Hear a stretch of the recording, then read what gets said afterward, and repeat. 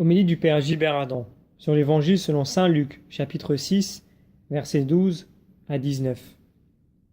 En ces jours-là, Jésus s'en alla dans la montagne pour prier, et il passa toute la nuit à prier Dieu.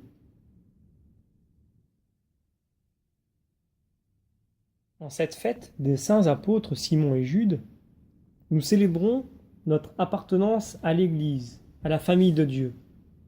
L'Église prend encore dans la continuation du mystère de la prière. La prière de Jésus provoque en nous une recherche. Jésus reçoit du Père le choix de ses apôtres. Nous connaissons la faiblesse de chacun, mais une question naît. C'est le choix de Judas qui va le trahir.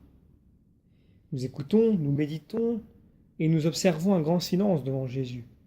La prière est un don qui demande d'être accueilli. C'est l'œuvre de Dieu qui exige une grande fidélité. L'expérience de Jésus nous montre que sa prière, animée par la paternité de Dieu et par la communion de l'Esprit, est une présence prolongée et fidèle qui ira jusqu'au jardin des Oliviers et à la croix. Dans l'amitié profonde avec Jésus, en vivant en lui et avec lui, se fortifie la relation filiale avec notre Père. Dans le choix des 12 apôtres est soulignée la durée nocturne de la prière préparatoire de Jésus. Nous continuons la lecture de l'Évangile.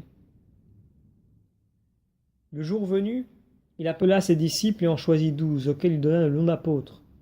Simon, auquel il donna le nom de Pierre, André, son frère, Jacques, Jean, Philippe, Barthélemy, Matthieu, Thomas, Jacques, fils d'Alphée, Simon, appelé le Zélote, Jude, fils de Jacques, et Judas Iscariote, qui devint un traître. Dans ce choix des 12, il nous est montré que chacun d'entre nous est choisi particulièrement par Dieu. Chacun est choisi pour ce qu'il est, pour ce qu'il va devoir être dans la prière et dans la mission de Jésus.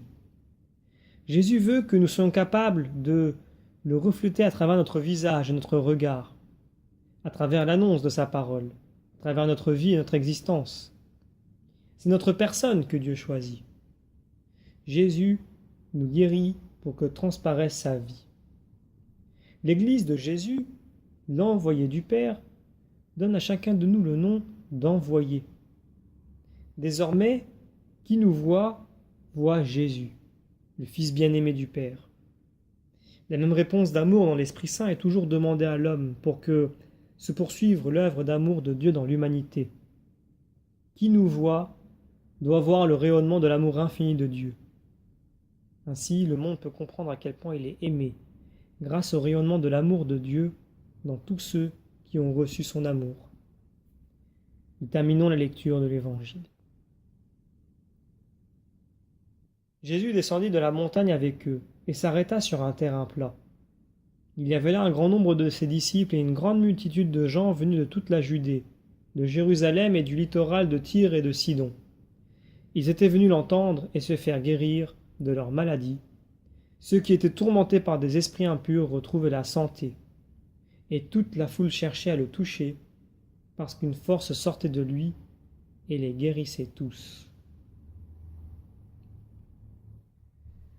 Jésus est fidèle à l'amour du Père pour lui. Nous nous laissons surprendre par la relation intense de Jésus avec son Père et notre Père. Nous demandons la joie de rencontrer Jésus, et en lui, de rencontrer notre Père qui est la lumière pour notre existence.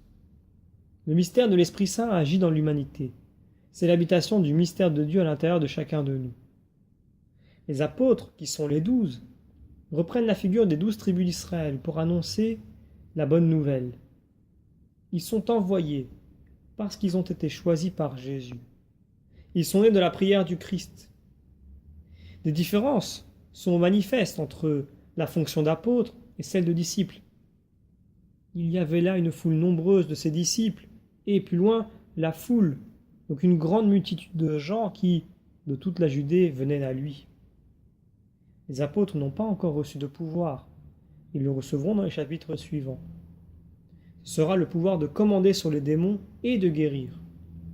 Le choix des 12 est significatif de la volonté de Jésus de choisir, au sein d'un peuple, au sein d'une foule, quelques hommes qui vont être ceux-là même qui vont recevoir la mission d'annoncer la bonne nouvelle. Demandons la grâce que l'Esprit Saint nous soit donné pour guider nos pas.